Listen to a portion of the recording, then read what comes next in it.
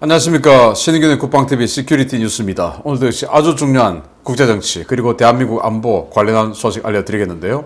중국 경제 실적 3분기 실적이 발표됐는데 중국 경제 완전히 망하는 길로 들어서고 있는 것 같습니다. 기분 좋습니다. 관련 기분 좋은 소식 알려드리겠고, 그리고 김정은이 또 북한에서 또 망하는 길로 가고 있는데 이게 진짜로 김정은이 내린 짓인지 아니면은 다른 자들이 김정은에 대한 이미지를 나쁘게 깎아내리기 위해서 이렇게 선전하고 있는 것인지 모르겠지만 정말 망하는 길로 가고 있습니다. 그리고 대한민국 통일부, 여기는 대한민국 통일부가 아니라 조선노동당 산하기관이 아닌가라는 생각이 들고 있는데 여러분들 분노하실 겁니다. 보시겠습니다. 18일 오전부터 실시되고 있는 통일부 국정감사에서 이인영 장관이 작심한 듯 논란의 발언들을 쏟아내고 있다는 소식입니다. 통일부 산하기관 강연에서는 주한미군 철수 주장까지 나왔습니다. 이런 통일부, 이 상태로 정말 가만둬야 할지 의문입니다. 이번 국정감사 기간 중에 북한의 대외 외교 관계에 대한 기본적인 정보조차 파악하지 못하고 있는 것으로 드러나 도대체 무슨 업무를 하는 기관이냐라는 질타를 받고 있는 통일부의 수장 이인영의 충격적인 친북 성향 발언들이 국정감사 현장에서 이어져 비난이 쇄도하고 있습니다. 이인영은 이날 국회 외교통일위원회 통일부 국정감사에서 대북 백신 지원 문제에 대한 질의를 받고 우리 국민들도 대북 백신 지원에 대한 공감대가 있고 우리가 지원해 줄 수 있는 여력을 확보한 단계에 도달했다라며 이런 백신 지원을 북한이 수용할지 북측의 의사가 꽤 중요하다라며 대북 백신 지원 준비는 되어 있었으나 북한의 이른바 윤허가 중요하다는 취지로 발언해 충격을 주었습니다. 이인영은 최근 북한의 철도 기동 미사일 연대 창설과 철도 미사일 전력 확대 발표 우려에 대한 야당 의원들의 지적에도 불구하고 한반도 평화 프로세스를 위한 북한 철도 현대화 구상을 구체화해서 추진하겠다고 밝혀 비난을 받고 있는데요. 민주당 정권이 북한의 낙후된 철도를 현대화해 줄 경우에 북한 열차 발사식 미사일의 탑재 중량이 크게 증가할 수 있어서 북한의 전략적 타격 능력을 높여주는 이적 행위라는 비난이 쇄도하고 있습니다. 통일부의 반역적 행위는 여기서 그치지 않고 있는데요. 이번 국감에서 야당은 통일부 산하기관이 주한미군 철수 필요성을 설파하는 강연을 했던 것을 밝혀냈습니다. 통일부 산하 호남통일교육센터가 주관하는 평화통일 리더십 아카데미는 지난 6월부터 주요 강연에서 북한의 전체 GDP가 우리 국방비에 못 미치는데 그런 북한을 상대로 미군이 있어야 한다는 것이 말이 되느냐?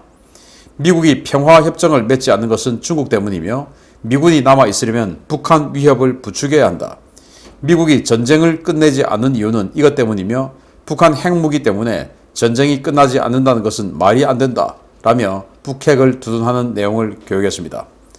통일부 수장을 비롯해 산하기관까지 저지르고 있는 이런 이적 행위들은 통일부의 존치 여부 논란에 또 한 번 불을 지필 것으로 보이는데요. 대한민국 국민의 혈세를 먹고 사는 자들이 도대체 왜 대한민국 국민이 아닌 김씨 왕조에 충성을 다하는 것인지 진짜 정체와 속내가 무엇인지 묻고 싶습니다. 우리 국민들이 북한에 백신 지원하는데 공감대가 형성됐다. 아니 도대체 어느 국민이 이런 공감대가 형성됐습니까? 여러분들 그거 찬성하십니까? 참 희한하죠. 그리고 야당 의원들이 제법 구체적으로 이 문제 제기를 했는데 저는 뭐 굉장히 좀 쉽게 됐다라고 생각을 합니다. 뭐냐면은 북한이 철도에서 갑자기 이 기차 이 화차를 미사일 발사대로 개조해서 이 여객차하고 똑같이 생긴 기차가 지나가다가 갑자기 정지하고 미사일 들고 쏘는 KN-23 쏘는 이거 보여줬지 않습니까? 그러면은 사실은 이 냉전 기간에도 소련과 미국이 이 철도 미사일은 하지 말자. 이건 너무 비인도적이다. 라고 해서 안 했던 거거든요. 왜 비인도적이냐? 일단 뭐 서로 간에 탐지해야 할 대상이 너무나 늘어나고, 둘째, 그러면 탐지를 하는데 오폭의 확률이 너무 높은 겁니다. 여객차하고 똑같이 생겼으니까 이게 어느 여객차가 도대체 미사일 발사 차량인지 모르니까 뭐 위급하면 아무 객차나 때릴 수 있는 것이죠. 그러면은 민간인 오폭에 대한 위험이 너무 높으니까 이건 인도적으로 하지 말자 해서 그 첨예한 냉전 시대 때도 전략무기 감축 협정을 통해서 이 기차 발사 미사일은 미국과 소련이 폐기를 했습니다. 안 했습니다. 그런데 지금 이 21세기에 그런 비인도적인 무기를 북한이 만들었죠. 그래서 야당 의원들이 야 그거 지금 북한 이 철도 사정이 워낙 안 좋아서 KN-23 같은 단거리 미사일만 사용을 하지만 만약에 이게 지금 한국이 철도 지원해줘가지고 이 철도를 탄탄하게 만들어주면 탑재 중량이 철도 레일의 탑재 중량이 늘어나서 여기에 KN-23 같은 단거리 미사일뿐만 아니라 중장거리 미사일 나아가서 ICBM까지 탑재하는 거 아니냐.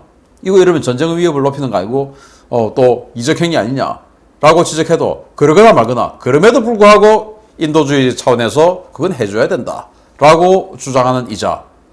도대체 목적이 뭘까요?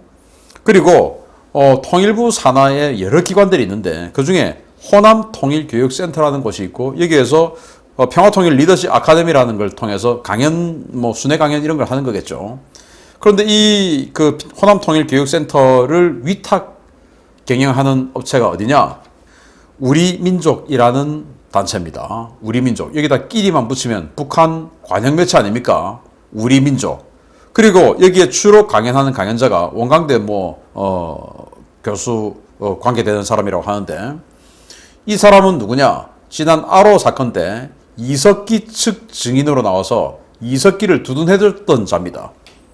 저는 이석기를 구속해야 되는 정부 측 제1호 증인이었죠. 그래서 이석기 또는 이 통진당이 국회의원들이 정부 측에 국방부에 요구하는 이런 자료들이 이러이러한 위험행위, 이러이러한 이적행위가 있다라는 걸 제가 3시간 반 동안 그 민변 변호사들하고 싸웠죠. 그런데 이석기 측 증인으로 나왔다라는 자가 지금 이런 통일 강연을 하고 다니는데 주한미군 그 왜 있냐 도대체? 그거 나가야지 라는 이런 내용 강연. 그리고 북한 핵 그게 통일에 왜 걸림돌이야? 이런 강연. 이게 도대체 대한민국 통일부 맞습니까? 정말 통일부 예전에 이명박 대통령이 통일부 이거 필요 없다 라고 했다가 문매를 맞고 통일부 다시 만들었었는데 진짜 다시 한번 생각해 이런 상태라면 이건 정말 생각해 봐야 되지 않는가 하는 생각이 또 드네요. 두 번째입니다. 김정은이 그야말로 매를 벌고 있습니다. 김정은이 북한 당국의 대대적인 단속에도 불구하고 싸그라들지 않고 있는 북한 내 한류 열풍에 대한 특단의 대책으로 적발시에 총살이라는 극약 처방을 꺼냈다는 소식입니다. 지난해 12월 김정은이 반동사상 문화 배격법을 채택하기 전에 전국적으로 지침을 내려 청년들 사이에 공포 분위기를 조장하고 체제불신 분위기를 막기 위해 총살형을 적극 시행하라고 명령했던 것으로 밝혀졌습니다. 데일리 NK 보도에 따르면 김정은은 지난해 10월 1일 청년층을 중심으로 급속히 확장되고 있는 디지털 미디어 암시장과 판매 조직에 대한 보고를 받고 경로해서 국가보위성, 사회안전성, 군보위국에 이들을 강력하게 진뭉개라는 특명을 내렸습니다. 이에 따라 각 부처에서 대응책 마련이 이루어졌고 여기에 김정은은 총소리를 내라 라며 외부 문화 콘텐츠를 유포하는 행위를 철저하게 단속하고 경우에 따라서는 총살을 적극 시행하라 라는 명령을 내리면서 대대적인 색출 작업과 처형이 진행되고 있는 것으로 전해졌습니다. 이에 따라 당국은 단 한 편의 외부 영상물이라도 가지고 있거나 시청한 증거가 식별되면 무차별적으로 주민들을 체포해서 고문을 일삼고 있는데요. 데일리 NK는 한 사례로 평양과학기술대학의 한 남학생이 20여 편의 남조선 영상물을 가지고 있다는 혐의로 체포되어 죽기 직전 수준까지 고문을 받고 판매자의 신원을 실토해서 자신은 노동교화형 15년형을, 판매자는 총살됐다는 내용을 전하기도 했습니다. 이런 대대적인 주민단속 행위는 주민들로부터 상당한 반발을 불러일으키고 있는 것으로 전해지고 있는데요.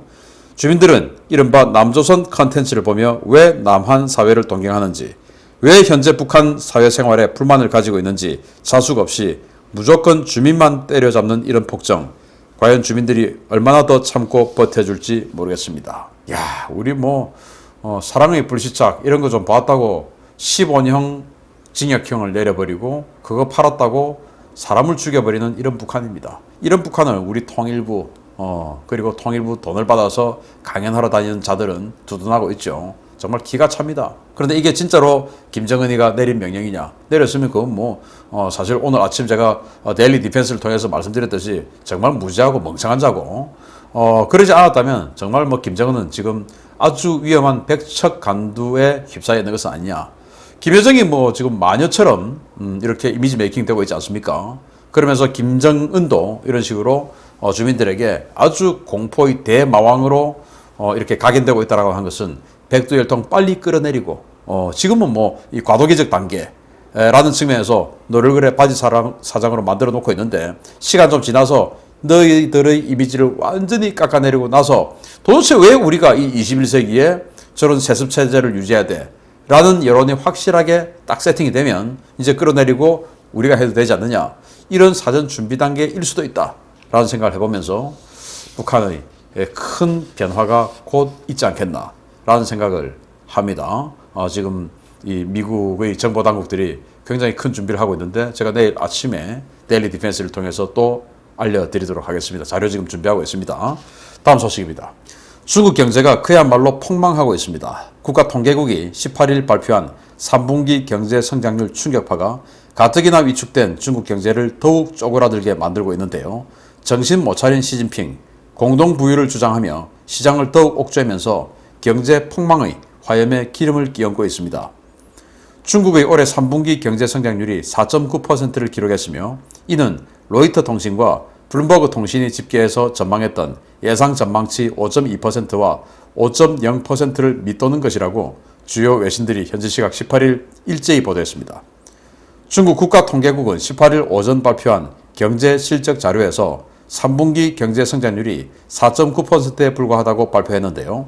함께 발표된 9월 산업생산은 코로나로 경제 전체가 올스톱 됐던 작년 동기 대비 고작 3.1%, 소매 판매액은 4.3% 증가한 것으로 발표되어 중국 경제가 코로나 직격탄을 맞아 사실상 멈췄던 시기와 거의 비슷한 수준에서 회복되지 않고 있는 것으로 드러났습니다.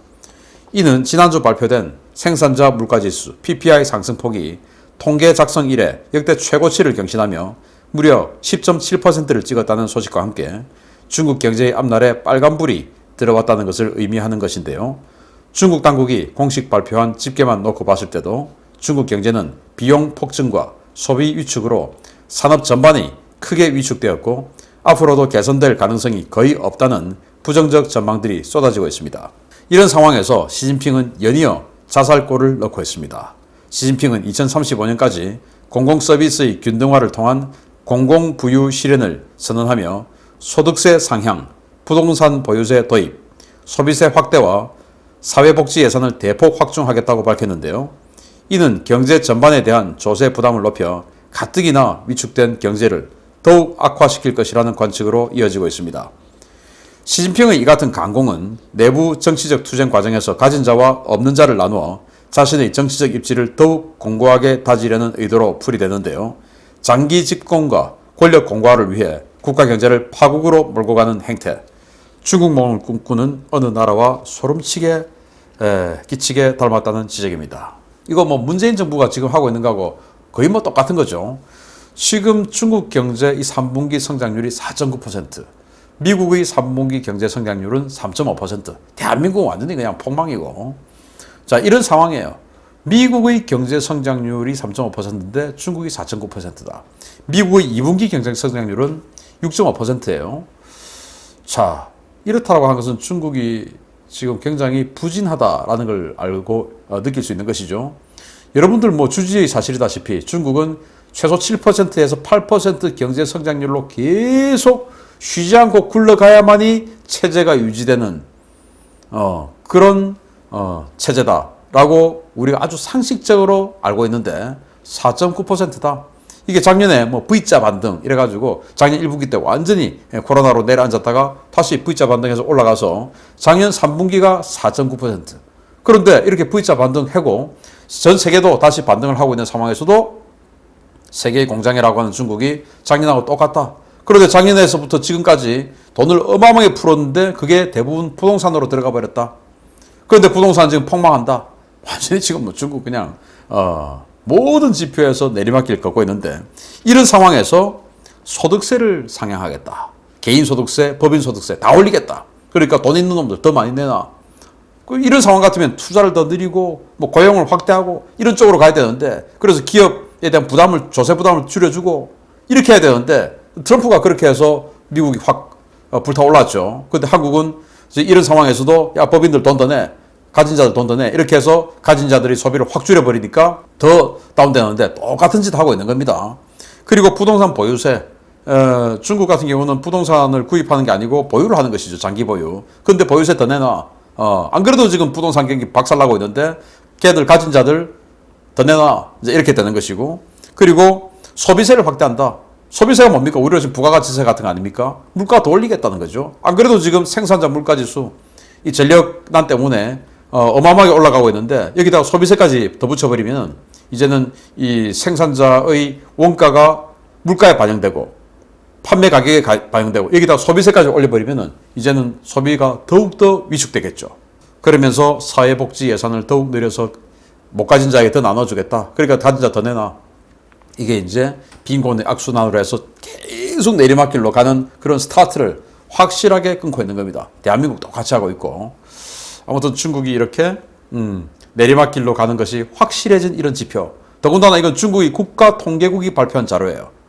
그렇다는 것은 왜곡이 많이 들어가서 실제로는 이거보다 더 낮을 수 있다. 라는 그런 또 생각을 해볼 수 있기 때문에 중국의 폭망 정말 기대되고 긍정적인 사인이 나오고 있다. 이럴 때 우리 대한민국만 안 내려가면 되는데 우리 대한민국이 지금 더 많이 내려가고 있어서 빨리 정권 바꾸어서 이런 중국의 폭망에 반등해서 우리는 올라가는 이런 대한민국이 되기를 기대합니다. 마치겠습니다. 감사합니다.